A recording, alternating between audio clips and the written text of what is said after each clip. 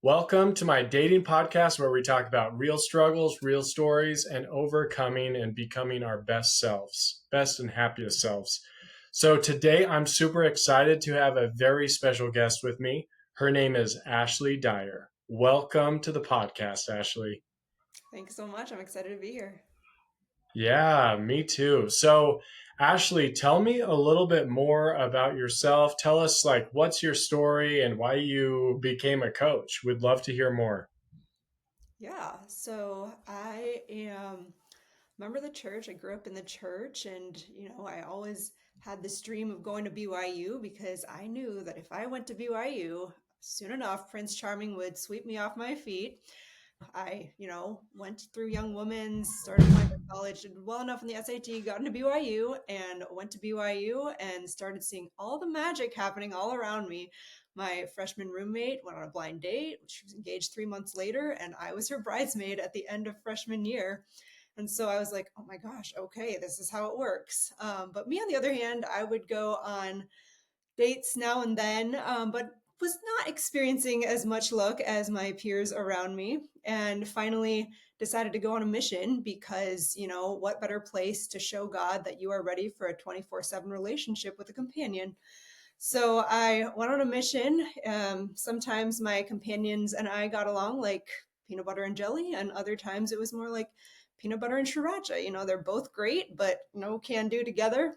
Then I got home, so ready to start dating again because, marriage is the next big step if you connect the dots. And for some reason, things just did not work out. I dated a couple guys, but we were not going in the same direction in life, and finally managed to graduate BYU with the blue ribbon for graduating BYU without an eternal boo. And I was devastated. So devastated. I ended up moving across the country out to Baltimore, Maryland to start working as a nurse. And far away from the church hub in Utah, I started getting really depressed because dating was not going the way I thought.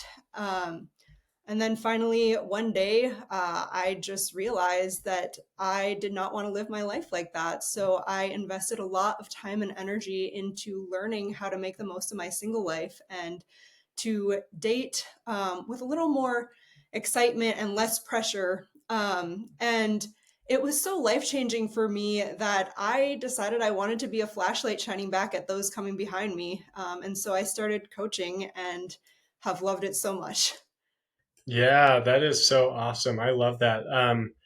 And how did you make that change? I mean, you talked about what kind of triggered the change. You realized like this isn't working, but how did you realize, oh, I need to like approach it with more excitement and less pressure?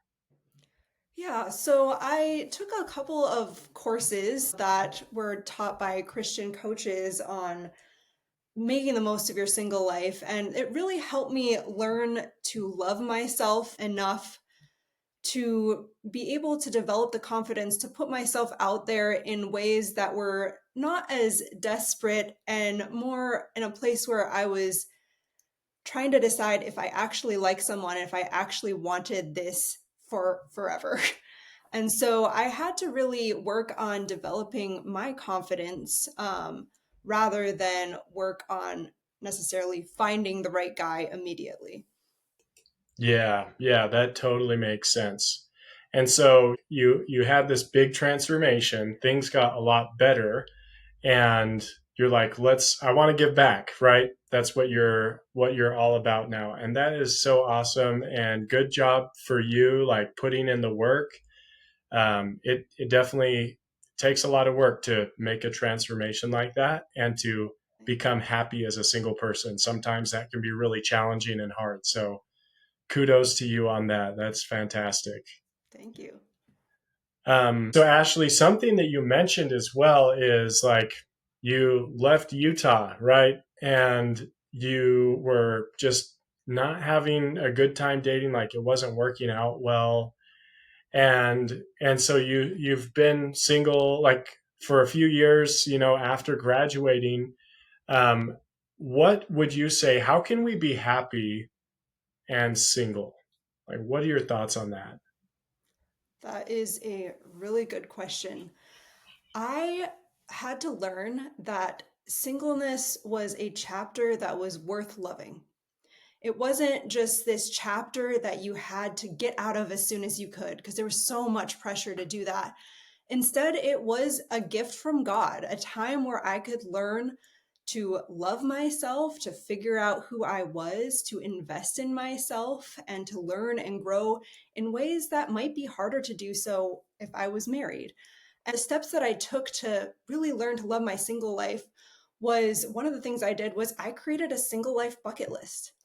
And I wrote down all the things that I wanted to do before I got married. I decided that I wanted to do like fun, crazy things, like go to a Bollywood wedding. I put scary things down, like I'm going to sing a solo at church because that freaks me out, but I just want to show myself that I can do it. I put down that I was going to read the whole Bible, and I'm still working on it, and I have a few months left, but I'm almost there. And other things that I wanted to, do some public speaking or write a book and stuff like that. So I put down big goals.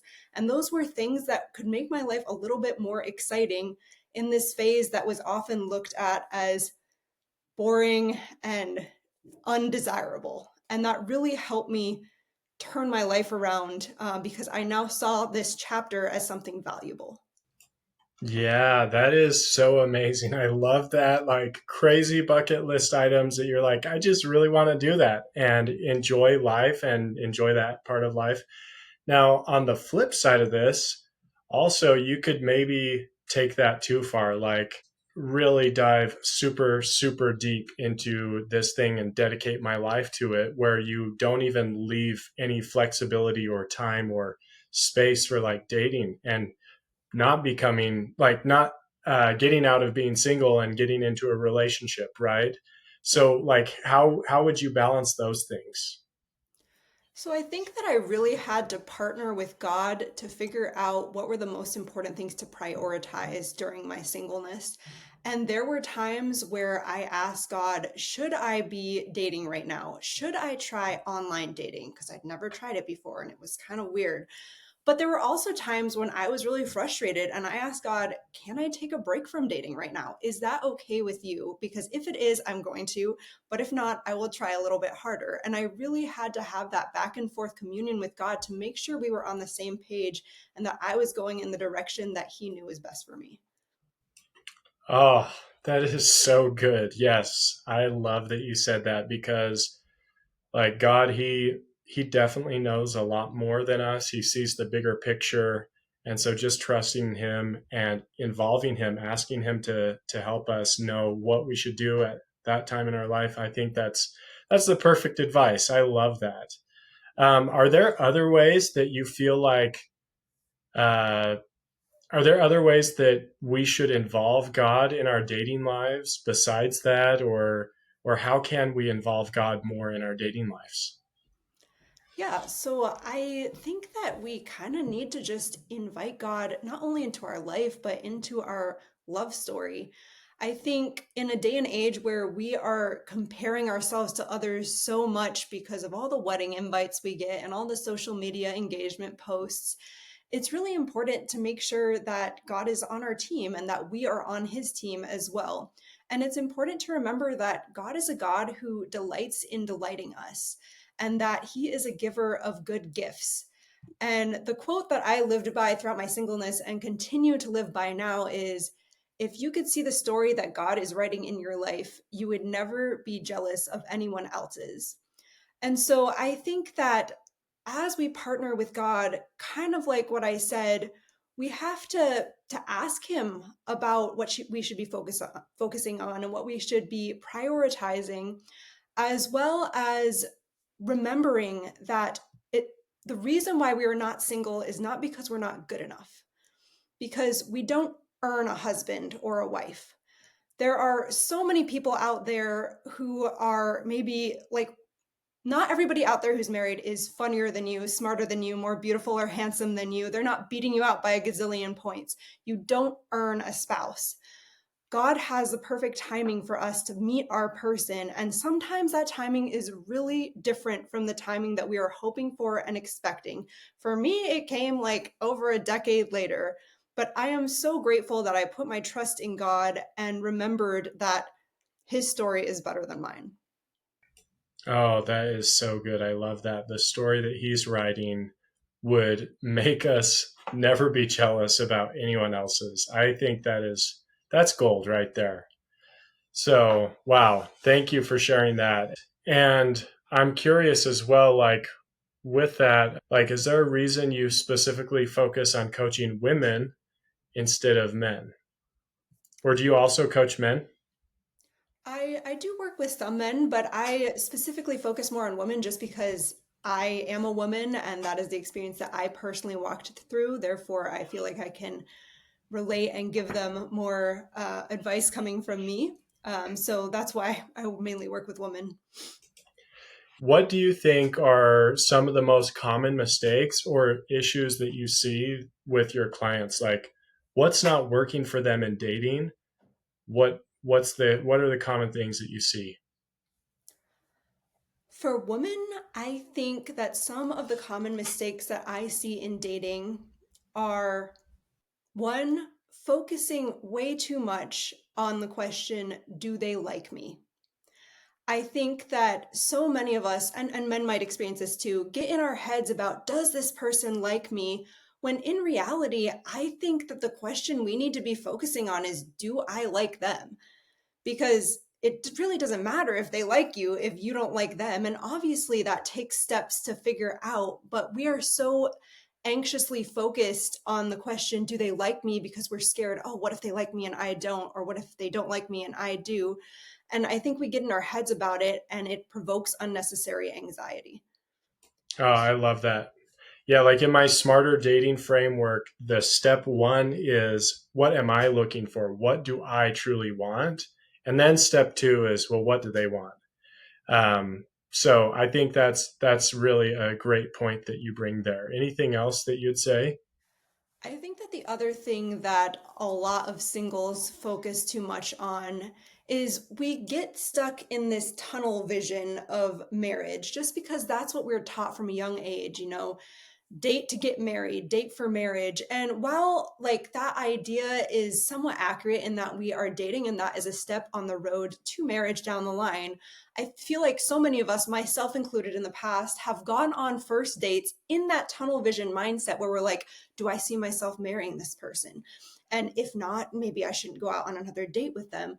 When in reality, I don't think most people know by the end of the first date if they're going to marry that person. And so I think we need to step outside of that purpose in dating and find new, less pressure filled purposes. Like rather than I'm going on this date to see if I can marry this guy or this girl, go on a date and be like, okay, my purpose is just to get to know this person better. Or my purpose is to learn something new from someone new. Or my purpose is to practice communicating with a potential love interest rather than my purpose is to get married. Because I think that that can self sabotage us a lot if we are focused on that. Yeah, like we often focus on end result. Here's the goal, what I want to achieve, what I want to get. But there's a lot of things outside of our control. And when we focus on things that are outside our control, that just increases anxiety and it's not very helpful. And so slowing down and focusing on the process, enjoying the journey now is really key in dating. And just, I heard from another person that I was talking with, like, a good metric isn't do I see myself marrying them, but would I want to spend another 30 minutes with them? Like that's a good indicator. Like, hey, I should go on another day with them. Like Mm-hmm. if I can, that would be fun for me. Yeah, So totally. really focusing on the fun and not getting too much tunnel vision. I love that. Do you have another common mistake that you see with your clients? Yeah, so particularly among the male people that I speak with, it's really interesting because there's a lot more fear of rejection because men are often instigating asking girls out. It's very prevalent, especially among single men who are trying to put themselves out there. And I honestly think that too many men are self-sabotaging themselves by convincing themselves that women aren't interested before they hear that from the women themselves. And I know it's hard and anxiety provoking to put yourself out there in a way where you get a yes or no from a girl. But I know so many guys who ask a girl out on a date, are so excited about them, but then convince themselves that she doesn't like him enough. And so they don't ask her on a second date. And it's sad to me because I'm like, well, she hasn't told you that she's not interested. She might be wondering why you haven't asked her out. And for me personally, if a guy didn't ask me out on a second date, I just think, oh, you know what? They're not interested. So I guess I'll just move on. But the other thing I think that guys can do is that um, there are too many men who also don't believe it when women say they aren't interested. And so they waste a lot of time and headspace on these girls who have clearly told them, I'm sorry, I'm not interested, when they could be moving forward to see who else they might want to get to know. Can you tell me a little bit more about that? Are you saying like a woman will basically say like no a couple times to a date and it's like not clearly spoken, but it's he should understand like, hey, this isn't going anywhere, or like what are you talking about specifically? I think it can be multiple scenarios. Sometimes women are not clear enough. Sometimes they leave it kind of in a gray area, and that is on us. And I apologize that women are doing that. But I do know that there are men who receive pretty straight up no's from women, and then the women talk to them again. And then they feel like they're friends again. And so they get this newfound hope that they should try again when the women keep telling them, I'm really not interested. Yeah, yeah, and I have actually seen exceptions to this, like where, hey, I wasn't interested, and then like they get to know each other True, more, and then something does change down the road. true. But kind of like if you try a second time and it's still a no, like that is definitely time to like move forward for sure. But I'd say that's kind of more rare that that scenario would even happen, you know? Yeah, and I think there Yeah. has to be a significant change for that to happen. If, like, way down the line, like a year later, you start reconnecting and maybe want to try again, that's totally fine. But if it's like a no, like a couple times in the same month, I think it's probably more in your favor to move on. Yeah, and your best chance for success is to move on regardless. If a woman tells you no, like it's time to just move on, right? Mhm. Yeah. Now, let me ask you this about men. Do you feel like men are lazy, they're not asking out? Like what are your thoughts on that? Your perspective? I mean, obviously, this depends on the man, but I think rather than necessarily being lazy, I think a lot of men are scared. And it's really sad. I mean, I get it, but there are so many women out there who are dreaming to be asked out on a date. And I think that sometimes the men get phased and there's a lot of trauma and being rejected over and over again. But there are girls out there who will say yes. And it's hopefully going to be worth the rejection for you. Yeah, it really is. Like every rejection that you have, you're one more no closer to the big yes, right? Exactly. And so you Exactly. And have to keep going. You can't stop, even though it hurts and it's hard. totally. I don't know if you've read the book The Power of Everyday Missionaries by Clayton Christensen, but in it, he has a tactic for inviting people to go to church. And he's like, I want you to go out and find 10 no's. The yeses don't count, they have to be no's. And so he switches things up so that a no is a success rather than a failure. Yeah, you're trying to go for no's. That Yes. is such a good way of reframing it to like reduce anxiety and pressure too. Yeah. I love that. Thanks for that reminder. Um, wow.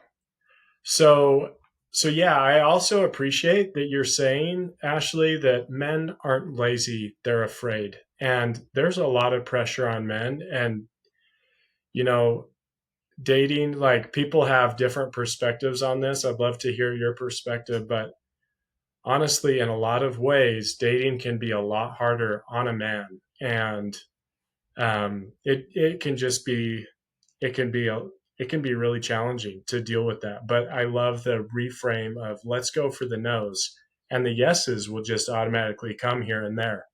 You Hmm. know, um, do you feel like men or women have it harder in dating? Like, what are your thoughts on that? I know that can be a little controversial, but I'd love to hear your opinion.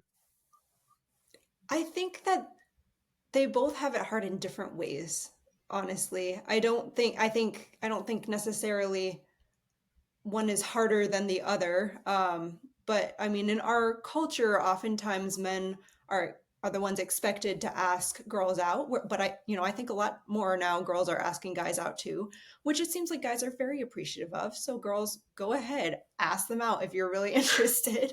Yeah. But I think at least among girls, I think it feels dating is harder because it feels a little less in our control at times if we are expecting guys to ask us out and we are waiting for that. Um, Whereas for men, I think it's more of putting yourself out there constantly and getting rejected, and that's the hardship that you're facing. Yeah. So it's just different kind of Hmm. hearts. Yeah. I think that's a great point of view. I love that. And with that, like, do you hear dating advice or people like that you're working with, they share dating advice they got from friends that you're like, that is terrible advice. Like, don't listen to that. Like, what's the worst advice that you've heard or like really teach against? I hate it when people tell their friends or family members to play hard to get. I know that it can work in some scenarios, and people jokingly say that dating is a game, but I don't think it is. I don't think that dating is about manipulating people into liking you. I believe that dating is about being open and honest about what you want and what you're looking for and seeing if other people want the same thing. So right before I met my fiance, I was talking to a guy online who I was playing super easy to get because I was really interested. And then he started playing a little more hard to get and eventually just ghosted me. And then I met my fiance 4 days later.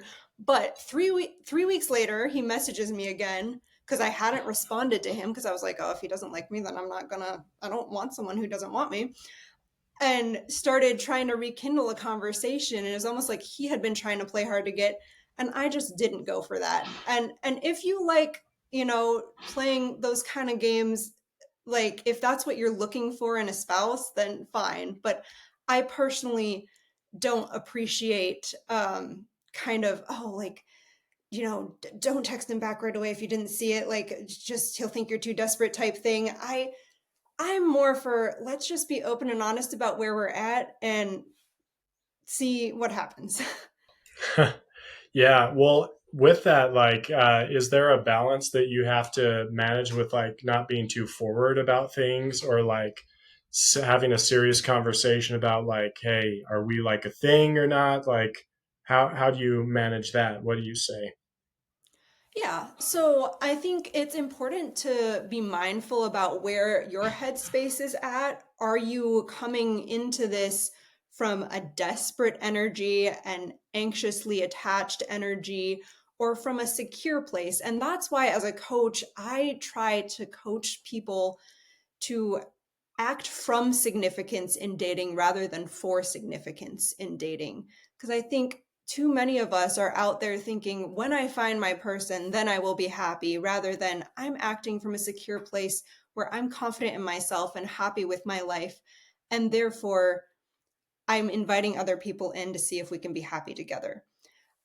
So if you're coming at it from desperate energy, then or anxious energy, then I think it can be good to maybe take a step back at times if you're, constantly texting them over and over again. But I don't think that it would be playing to hard to get to back up in that way. Yeah, yeah, definitely. And playing hard to get, like, it doesn't truly work. The ultimate playing hard to get is just sitting on your couch doing nothing. Like that's as hard as it can get. Like you're Yes, not going outside, you're not meeting people, definitely. and it does not help. It does not work, right? Yeah. Something I commonly see, though, to your point about like, are you coming with desperate energy or confident, happy energy? I see like a lot of guys put women up on a pedestal that they find attractive, and they're like, oh, she's so beautiful. Like, she's so amazing. She's so much better than me. Like, I just hope she likes me. And I hope she'll like me. I hope I can convince her to like me, even. And that just doesn't work well. And like even having like serious conversations about like, hey, like, do you want to keep going on dates? Like, do you want to be my girlfriend? Like in the early stages of dating, that does come across as desperate. And it's important to just slow things down and just have fun, right? Yeah. Just have fun, enjoy it, and keep momentum up. I think that's one of the important things is you don't want to be going too fast.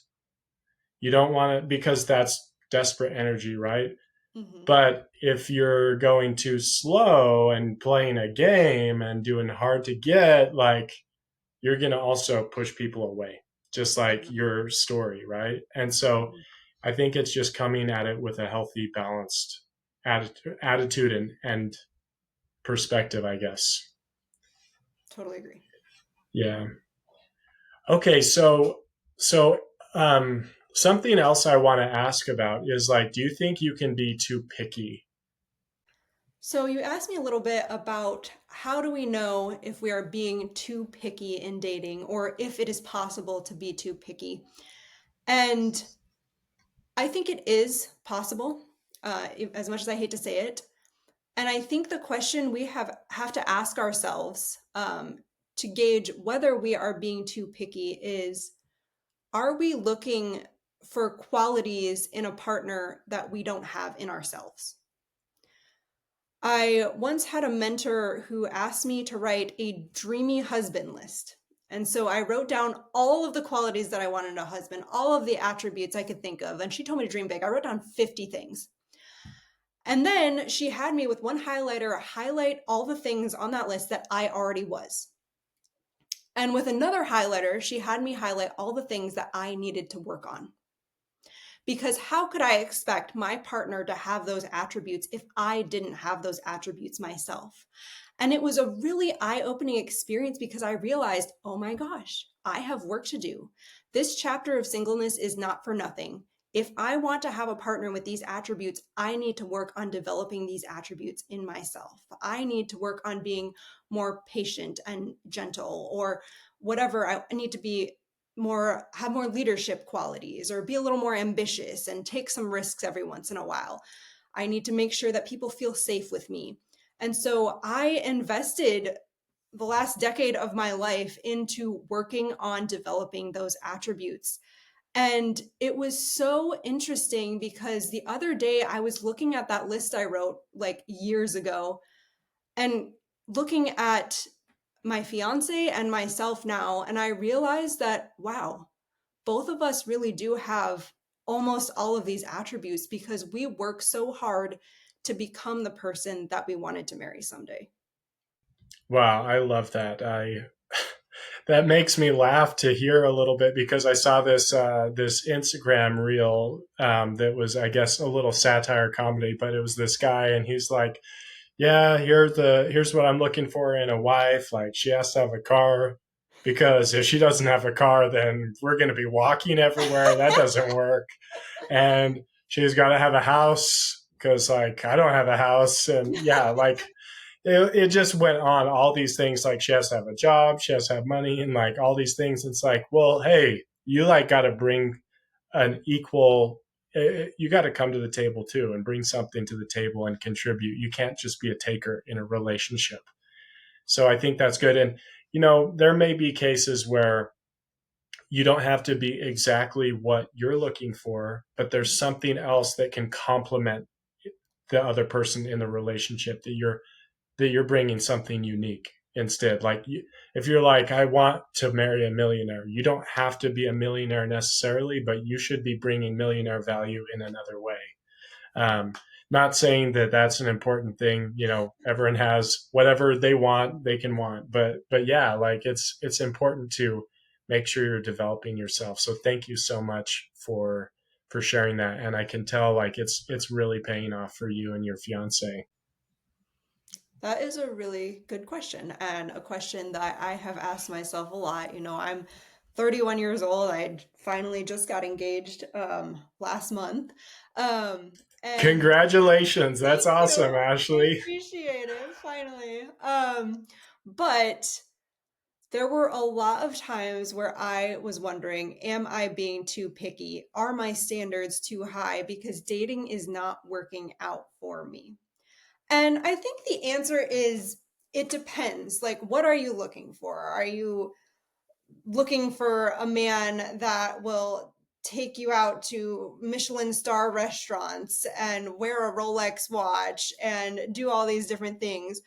Or, like, what qualities are you hoping for? And the thing that I realized while I was dating different people, I mean, there were times that I tried to humble myself and be more open-minded and change up my standards potentially, and they just didn't work for me because the things that I realized that I actually wanted were not like specific qualities or a resume that a guy had. They were things that I wanted to feel in a relationship with a guy. And so from my past relationships, I learned that I truly wanted a man who made me feel safe. I wanted a man who did not leave me guessing what his intentions were or what his feelings were towards me. I wanted a man that I was proud of, that I was excited, so pumped to introduce to my friends and family. And I wanted a man who I was excited to dream about the future with, who I was pumped was going to be the father of my children, and who I felt lucky to have, and who hopefully felt lucky to have me.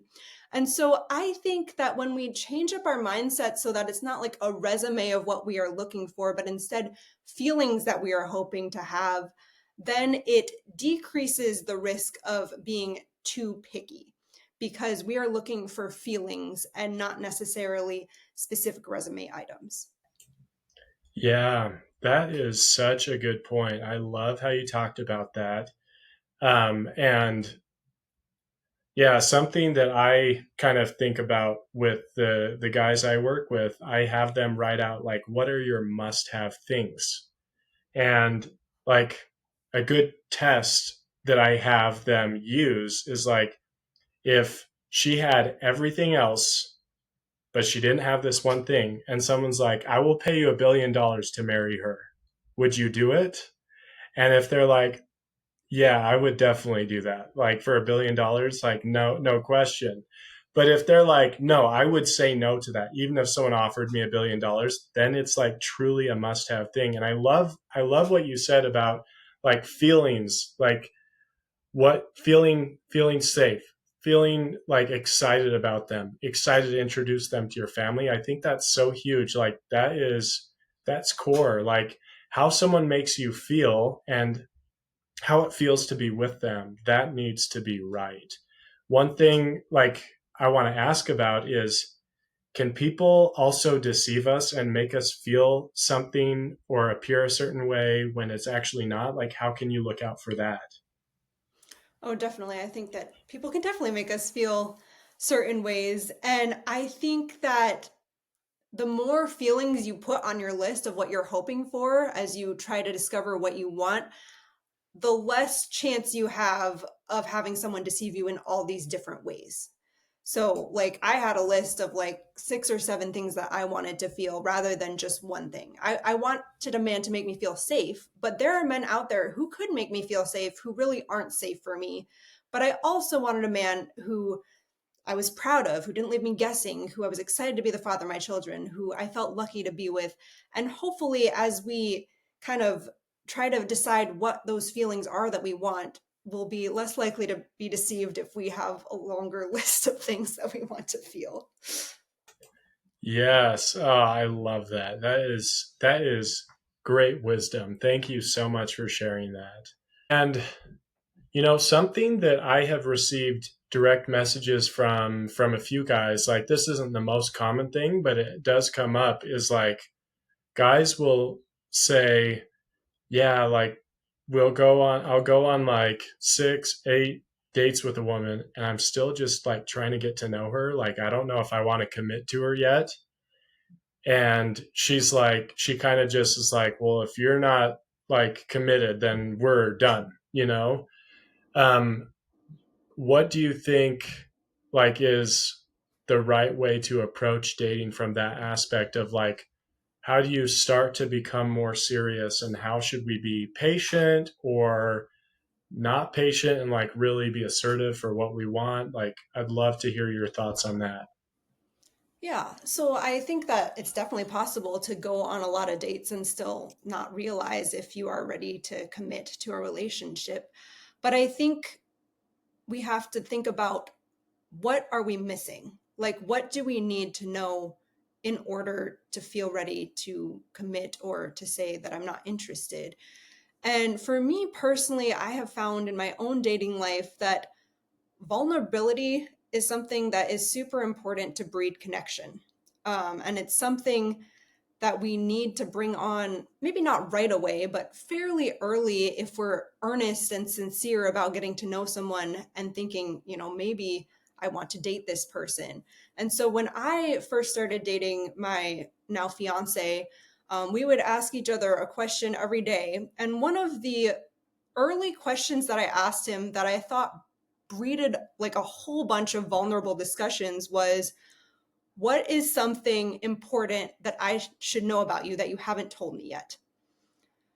And asking him that just helped him like open up really deeply to share some super vulnerable things that then invited me to do the same. And that's how we kind of got to know each other. And we kind of tried to weed each other out a little bit by bringing up things that we were curious if they would be okay with. But because of that vulnerability, the more we tried to weed each other out, the closer we got.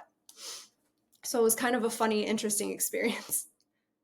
Okay, so just to recap what you said, you basically like brought vulnerability into your dating process with your fiance, like asking that question, and it really helped you like get to know each other at a deeper level, to understand each other quite a bit more, which I think that's fantastic. It's important to like get to know each other in ways that you wouldn't normally like get in just having a normal small talk conversation. I was talking about how we were both kind of trying to weed each other out by bringing in things that we might be a deal breaker for some people, and yet the more we tried, the closer we got. Okay. Wow, I love that. Yeah, that's great too. Like figuring out what are your must not have things, right? And just making sure, hey, do they have any of those? Because if so, I don't want to invest more. Yeah, we So, didn't want to waste each other's time. We were both serious and wanted to see, I mean, we lived 2,500 miles apart. We don't want this to keep going if it's not going to work. Therefore, let's try to weed each other out. And it failed. yeah, so I think that's fantastic and I want to shift gears here a little bit. Now, just being single, like it's a chapter of life as you beautifully said. What are practical ways that singles can build their confidence and their happiness without relying on external validation or like I have to be in a relationship to be happy? Like how can you shift that? And you probably talked about this a bit already with like your bucket list, but anything else that you would add to that? Definitely. Part of the bucket list that I made sure to incorporate was doing hard things, things that scared me, things that would push me outside of my comfort zone. And I was like, I'm going to do this no matter what, just to show myself I can. And when I accomplished those things, it built my confidence so much because I was like, oh my gosh, I'm cooler than I thought. I can do this. I can sing a solo at church. I can be invited to speak at a YSA conference. And it helped me realize that, my worth didn't come from anyone else. It came from God and it came from me. Um, and some other things that I think are important to do in your singleness to help you develop confidence in yourself. One thing that was really interesting was that as I was, wrestling with being single and trying to figure out how to find happiness in this chapter of life, I had to ask myself this question that one of my mentors asked me. And it was, if you knew that God was going to deliver you your dream husband, say in 4 years from today, what would you do with your life right now? And it really got me thinking, whoa, if I know everything is going to go perfectly, I'm going to meet my dream man in 4 years, what am I going to do now with my life? And I realized that there were so many things that I was putting off in life because of the fear that if I did them, it would be an obstacle to me meeting my husband. I was scared to go to graduate school because I was scared I would be too intimidating to the men out there. And looking back, I'm like, oh, that was really dumb. Like, I didn't want to marry a man who'd be intimidated by a smart woman. I was scared of moving across the country to different places in the world or in the country because I'm like, oh, well, singles wards out there aren't great. And yet I ended up meeting my fiance on a dating app and he was 2,500 miles away. And also, guys and girls can travel. So, so there were so Yeah. many things I was putting off, and I had to just take life by the reins and realize this is my life. I can create a story that I love, and God will be with me, equally yoked on my bandwagon, and we can do this together. I let God call shotgun. I asked him for mission and purpose in my singleness, and God told me that he wanted me to write a book in my singleness. And so I was like, I'm a nurse, I'm not an author. And yet I was like, okay, so I wrote a book. And that's what God wanted me to do. And because of that book, I'm now with my fiance because he sent me a note being like, oh my gosh, congrats on your book. That's so cool that you wrote one. I'm not sure if I would have if it wasn't for God telling me that. So follow God's mission and purpose for your life. Ask him what he wants you to prioritize because those can make life changing differences in not only your confidence, but also in your relationships in the future. Yeah, I love that. Following the promptings that God does give you, and it will just work out so beautifully. I actually was listening to an entrepreneur speak yesterday, and he talked about how, like, 10 years ago, he had his dream opportunity. Like, it was amazing. He got a job offer that was so amazing to be a partner at this company. And he went home and he prayed, and he got the answer, like, don't do it. And he was so confused. He's like, why? Like, this is like my dream. But he's like, okay, I'll just obey. And he is so glad he got another similar like dream job offer like a couple months later, but they both turned out to have like major fraud in those companies, and it could have like totally ruined his career. So God was looking out for him and telling him, because he took the time to ask God.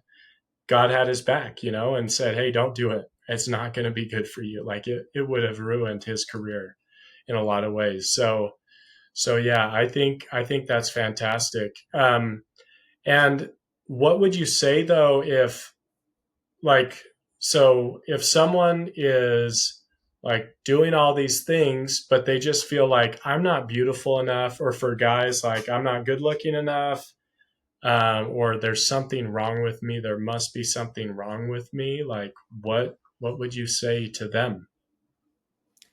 I think that this is something that so many women struggle with, but also men that I've talked to struggle with this too. And it breaks my heart, honestly. But I've been there. I really have. Because, when I was at BYU, I hardly ever got asked out on dates. And you start getting in your head about it. And you're like, am I not pretty enough? Am I not smart enough? Am I not funny enough? Like, why am I not getting asked out?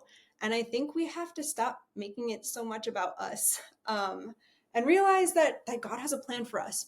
But at the same time, think about all your friends who are married. Again, like I said, are they all beating you out in terms of prettiness, handsomeness, smartness, funniness? You don't earn a husband or a wife. in terms of developing confidence in your self image, that is something that I love working with people on.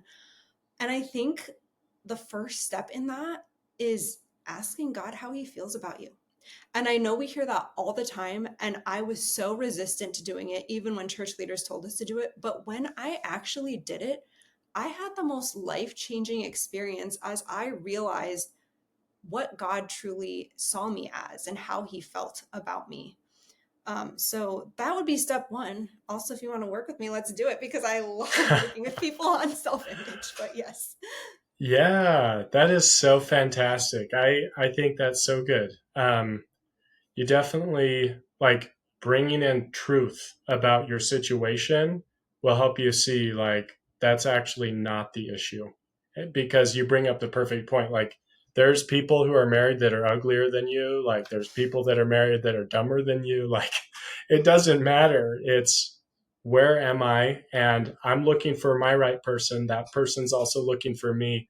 Can I connect with them? Can we get together on the same page at the right time? So dating is it's a complicated thing for that. Um, yeah. So one thing I do want to ask about as well is like you met your fiance, soon to be husband, online dating app. Now, do you have any practical tips like that you feel like are so important that maybe people aren't doing that can make them so much more successful in online dating? Oh, definitely. Oh, I'm getting my hot seat about this. So, when I, right before I met my fiance, I went through a breakup that year. And afterwards, I was, going through the healing process and decided after much encouragement from my peers and my friends to get back online. But I had been online before and it had never worked for me. I had never had, look, I'd made friends with guys that I met online, but I never got a relationship from it. And I decided that I wanted this online dating extravaganza that I was about to go on to be different. And so I decided to do a ton of research about what works in online dating, and the results blew my mind. But were actually, they made so much sense. Tinder and Hinge have so many research studies out there that say what works in an online dating profile and what doesn't. And I have a whole guide about it as well if you guys are interested. But I think we have to realize that in order to stand out online, we have to create profiles that stand out and are not the same as everyone else's. Everyone else loves to travel. Everyone else loves food and going out to restaurants. All the other guys like playing sports. Like, you need to make your profile a Sparks Note version of the story of your life with the uniquest things about you. And you need to do that via picture and via words. You need to make your About Me section stand out. And you can use AI for that too. Write down everything about yourself and then have AI help you condense it into a fun, attractive little About Me section. I think it's really important. One thing that was on my fiance's dating profile that stuck out to me was he listed like 5 to 6 different things that he was looking for in a partner.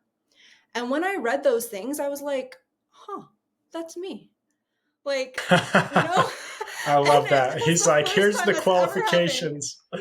And you're And so I like, was like, huh, that's very unique. And they were not like, oh, I want a girl who is really good at cooking. I want a girl who is, smart and likes to travel. They were not generic things. Like the things he put were, I want a girl who's super involved in her community. I want a girl who's active in the church but not afraid to ask questions. Like very unique things. So make your profile unique, and that's how it's going to stand out. And also, please don't put pictures with friends with sunglasses. Selfies are less likely to get liked. What no else was there? selfies. Women can get away with selfies sometimes, but men don't do it. No mirror pictures or bathroom pictures, please. And then for the women, sports or athletic related pictures are 166% more likely to get liked by men. For the Mm. men, I'm just trying to remember, there's some very interesting statistics. For both men and women, beach photos are less likely to get liked. black and white photos are more likely to get liked, but not all of them black and white if you just put one black and white photo. So there's all these different intriguing statistics. For men, look straight at the camera and smile without your teeth. For women, look away from the camera, smile with your teeth, and put your hair up. Crazy statistics. No background noise. Don't put like a picture of Times Square with a ton of stuff going on in the background. Make the focus you in your photos and do different angles and different stuff. If you want more info, I have a whole guide about it that I put together because it was just crazy info. And I met my fiance within a month after I applied all that research online. Yeah. Wow. I love that research based approach. Use the best practices, make it work. And if you're listening to this or watching this, like, go get expert advice, go get expert help, right? Like, Ashley knows this stuff. This is fantastic. Like, there are people we both coach, like, because we want to help people succeed in this front. So I think that's great. And one other element with online dating is the messaging. Um, what have you seen be effective there? Like, I actually worked with a woman who, she was like messaging guys first and she was getting matches, but she wasn't getting asked out. Like, if someone's in that kind of situation, like, do you have any guidance on like best practices with messaging? Yeah, totally. I think, you know, it's a weird situation because you don't even know this person and you're trying to get to know them online pretty quickly. Um, I always like to try to be on the same page with the person that I'm talking to. You know, you're both there looking for a partner. And so skip the small talk. I mean, you can do a little bit of small talk, but for me and my fiance, right away, we started asking each other a question every day. And that was like something that we had planned out. We had this whole program that we decided we wanted to do. So try to be on the same page with them. And if they're not giving you much, I say move on pretty quickly. Because if you're online, there's a lot of other options that might work better for you. Yeah. Yeah, and one thing as well that I saw with that specific client is, um, in like the male female relationship dynamic, like the key that I saw her like not having success is, you need to like invest in the relationship, but you also need to like test them to make sure they're investing at the same level. Yeah. And I think it's important that we come from it of an aspect of, like, for the women, like, put the guy in the driver's seat. Like, you want him to ask you out.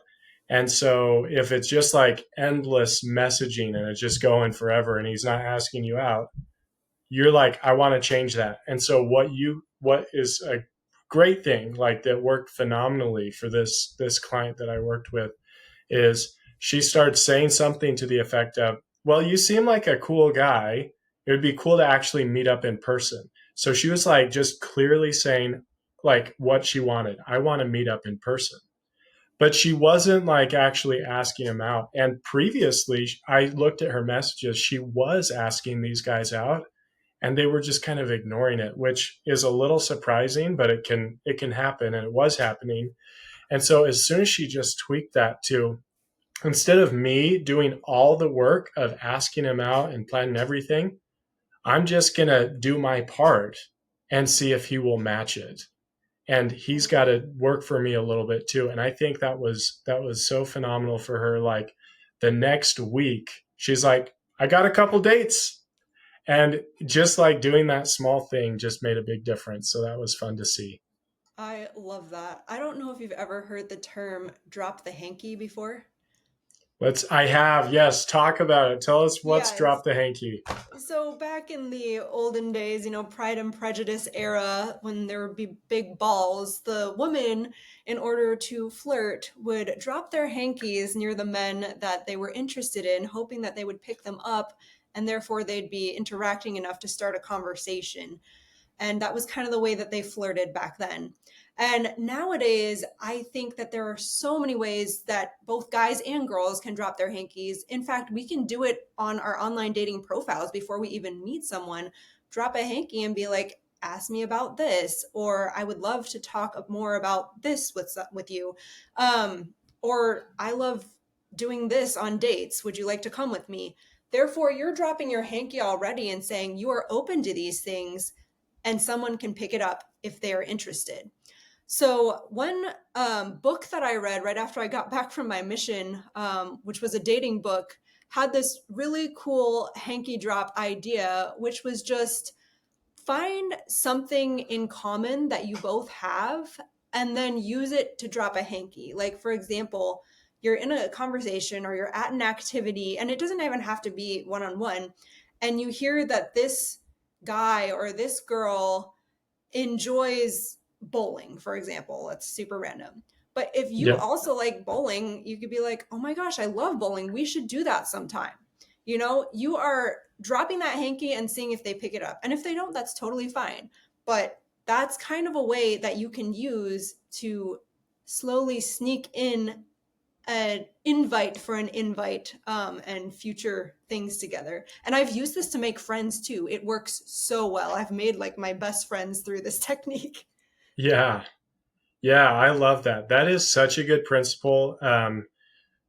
For the men, like I think instead of dropping the hanky, we got to pick up the hankies that come our way, Yeah. and also like just act even if there's not a hanky dropped. Yeah. Because something that you said earlier that I want to highlight again is like guys are like, oh, we focus too much on does she like me or does he like me? And that's the big question. And so, oh, I'm not going to ask her out because I think she may not like me.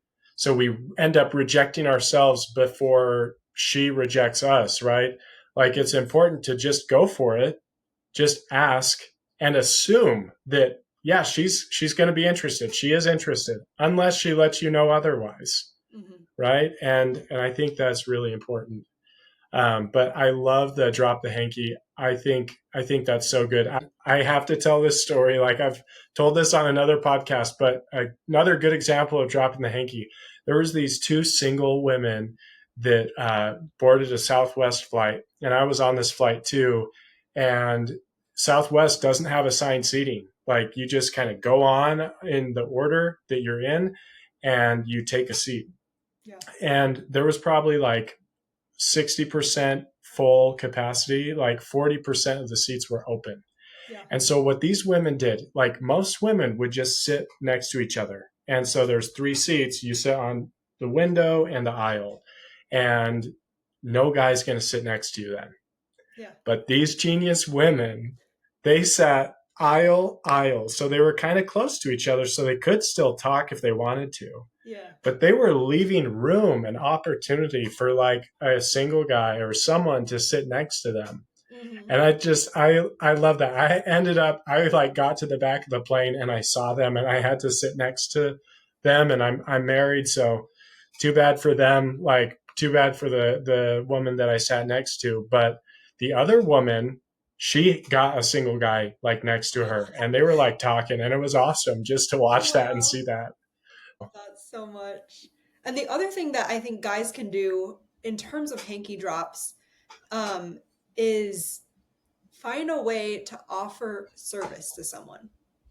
You know, if a girl is saying, hey, I am moving in a week or so, you can be like, oh, I heard you're moving. Do you need any help? You know, those types of things. For me personally, that's how I met my best friend, because I found out she had lived in the United States for 4 years and never had a taco. And I was like, girl, I'm taking you to get tacos this week. We just met like that day at church. And I was like, I'm taking you to get tacos. So we set up a date.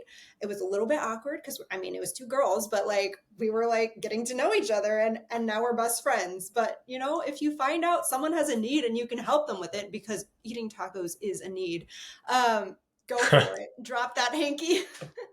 I love it. That is fantastic. Oh, wow. Well, this has been a lot of fun. I want to just ask, like, in closing, like, what do you really want people to take away from today's discussion? I would love people to recognize that singleness can be a chapter worth loving. I want us to realize that we need to stop waiting for things to happen to us and we need to start living. We need to start taking the reins in our lives and creating a life we love. There is an intriguing study out there about self esteem where it compared the self esteem of two individuals in a relationship and their common relationship satisfaction.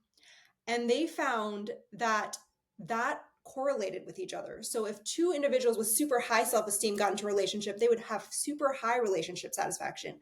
But if two individuals with super low self-esteem had a relationship, it would be super low common relationship satisfaction. It would increase if someone's self-esteem increased and decrease if someone's self-esteem decreased their relationship satisfactions. Yeah. So when I learned this research, I realized, oh my gosh, I have this chapter of my life to get to the best self esteem I can ever have so that when I enter in a relationship, I will have so much to offer in helping us have good common relationship satisfaction. So we have work to do. This is not a time to sit on your couch and be lazy. This is a time to grab the reins, invest in yourself, and use to help improve not only yourself, but your relationship in the future. We need to start dating from a place of significance and not dating for significance. And we need to start realizing that our worth does not come from our relationship status, it comes from God. And we have that with us no matter what.